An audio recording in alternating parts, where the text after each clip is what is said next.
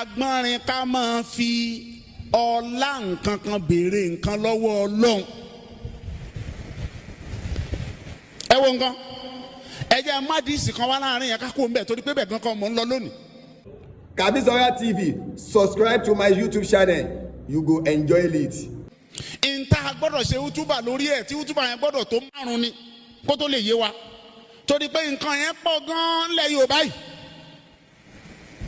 Níjọ́ kan ẹnìkan wá bá ní Muhammad sallallahu alaihi wasallam ó ní masha Allahu wa shi'it.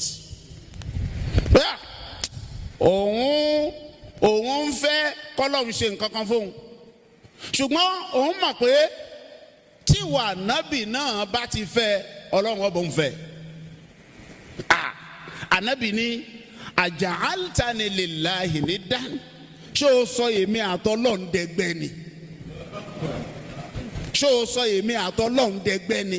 Kul ma sha Allahu wahda, sọ pé tọ́lọ́run bá fẹ́ lóhun nìkan, tọ́lọ́run bá fẹ́ lóhun nìkan. Tànàbì bá lè sọ pé má fọlá mi béèrè nǹkan kan, Ọlọ́run nìkan ni kó o fi béèrè.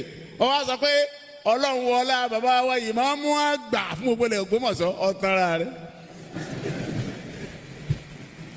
Mo rò bó ti yé.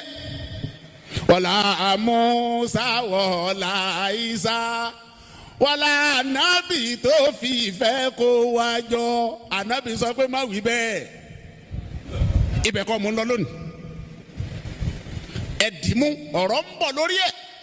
Ó túbọ̀ yẹn gbọ́dọ̀ pé 5 kó lè yé wa dáadáa. Ọlá màmí ọlá bá ta mọ́ rẹ̀.